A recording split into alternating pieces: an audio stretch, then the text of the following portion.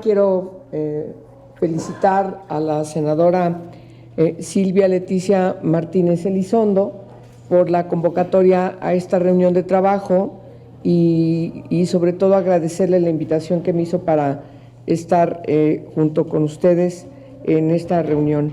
Y a cada uno de ustedes también les agradecemos que hayan venido al Senado de la República y sean ustedes bienvenidas y bienvenidos. ¿Cómo fue que pasan los sexenios, pasan los siglos y de repente un precepto constitucional como el que impera en nuestra Constitución, particularmente el segundo constitucional, que ha ido poco a poco transformándose y que, bueno, el solo hecho de cómo empieza este segundo artículo de la Constitución, que señala y reconoce que nuestra nación es única e indivisible, y además reconoce que tiene una composición pluricultural sustentada originalmente en sus pueblos indígenas, que son aquellos que descienden de poblaciones que habitaban en el territorio actual del país al iniciarse la colonización y que conservan sus propias instituciones sociales, económicas, culturales y políticas o parte de ellas. La conciencia de su identidad, dice el segundo párrafo de este artículo segundo constitucional, deberá ser criterio fundamental para determinar a quienes se aplican las disposiciones sobre pueblos indígenas. Solamente con esto, solamente con este precepto, bastaría para reconocer, más allá de si se tiene o no se tiene en la época de la colonia, el reconocimiento de que ustedes existían ahí desde siempre, más allá de esa formalidad, este segundo constitucional debería ser suficiente para reconocerles como sujetos plenos de derechos de esta nación. ¿Qué es lo que ha faltado? Pues ha faltado voluntad política. Yo creo que el resumen que acaba de hacer Carmen nos refleja las penurias, las incapacidades, todos estos parientes que históricamente han ido generación tras generación, pero no olvidemos la historia de todos ustedes, que es muy similar, por cierto, también de otros pueblos indígenas de nuestro país. Ustedes están donde están porque los han orillado a estar donde están también. Ustedes están en la marginalidad porque las autoridades les conviene que estén en la marginalidad. Ustedes padecen todo lo que están padeciendo porque hay otros intereses económicos que se están aprovechando de sus riquezas. Y eso tiene un nombre. Eso se llama corrupción e impunidad, junto, nombre y apellido. Y hay detrás de esto decisiones políticas que a través de los sexenios les han mantenido así, porque las riquezas de sus tierras, de su agua, de sus bosques, se ven como oro molido. Y ustedes son objetos, no sujetos de derechos, como reconoce la Constitución. Y nada, no basta tener leyes, avances importantes en la Constitución. El artículo 2 ha sufrido varias reformas importantes, donde además reconoce los derechos humanos de todas las personas, establece la igualdad entre mujeres y hombres, etcétera, etcétera, etcétera. O sea, no basta que todas las reformas en nuestra Constitución, de la cual se derivaría las acciones irrestrictas por parte de las autoridades, independientemente de lo que diga la ley o las leyes secundarias. Este es el precepto fundamental.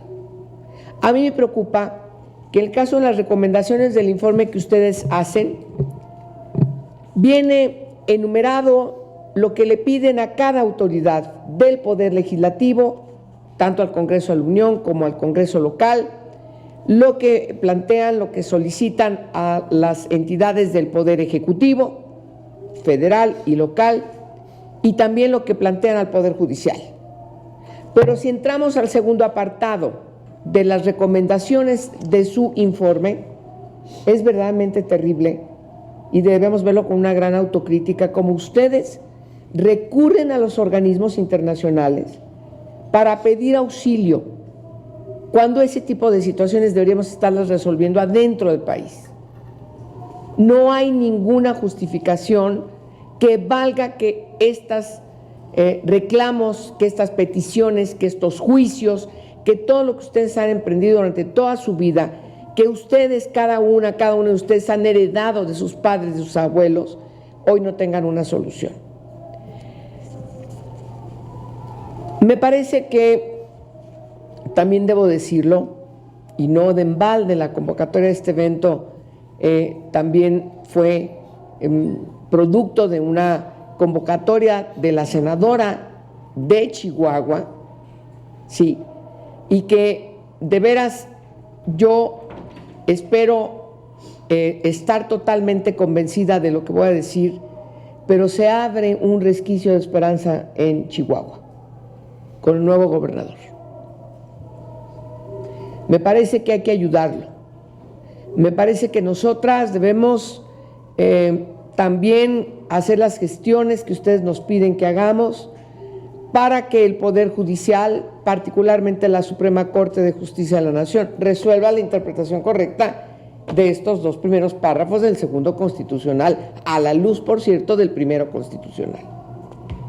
No haya ningún impedimento de tipo leguleyo, no de tipo jurídico, de tipo leguleyo, que se esté esgrimiendo o que se siga esgrimiendo respecto de no reconocer de que ustedes estaban ahí desde antes de la colonización, como dice la Constitución, más allá de si tengan o no tengan los papeles que les reconozca la corona respecto de su existencia o no. Eso me parece que a estas alturas de la vida, a estas alturas del proceso de la Constitución, donde reconoce que todos los derechos de las personas son derechos humanos, donde plantea principios de universalidad, de interdependencia, de indivisibilidad, de progresividad, no se atiendan por parte de las autoridades de manera irrestricta. Yo creo que no hay vuelta de hoja. Y en ese sentido, quisiéramos pedirles que nos den la oportunidad para coadyuvar con ustedes en la parte, además de lo que nos piden, que francamente es poco, al Congreso de la Unión. Hay una parte que corresponde a la Cámara de Diputados, donde nosotros no tenemos atribuciones, pero me parece que la parte fundamental de la resolución de sus problemas, que también tiene que ver con la prevención de la criminalidad que viven y padecen todos los días. Sabemos, ustedes no nos lo han dicho aquí, pero conocemos la situación que sobreviven todos los días con el hostigamiento de las bandas delincuenciales, de las muertes que pasan en el anonimato de quienes se atreven a ser defensores de derechos humanos. Sabemos los riesgos que están sufriendo todos los días las niñas y los niños por parte de estas bandas delincuenciales. Aquí no nos están diciendo eso porque sabemos que tienen temor, pero yo sí lo puedo decir. Y eso es inadmisible. Y las autoridades no pueden cerrar los ojos a esa realidad. La desaparición de niñas, la desaparición de jóvenes, adolescentes, mujeres y adolescentes hombres. Ustedes son rehenes de las bandas delincuenciales que han literalmente azorado toda la región de la Sierra Tarahumara. Y eso hay que decirlo. Y las autoridades tienen que tener voluntad política en serio para resolver ese problema. Y ese problema se resuelve atendiendo lo que ustedes aquí nos están diciendo.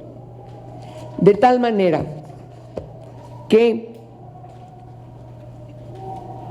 la senadora y yo, y buscaremos que nosotros, compañeras y compañeros, coadyuvemos ante la Suprema Corte de Justicia de la Nación para el cumplimiento de las sentencias que ya tienen, pero también para que haya una correcta interpretación que ya resuelva en el país, en nuestra nación, esos diferendos respecto de si tienen o no tienen un acta de las época de la corona, etcétera, etcétera, etcétera, y que no les reconoce, cuando sabemos que ahí están, siempre han existido. O sea, no nos pueden borrar, nos pueden ningunear como lo están haciendo.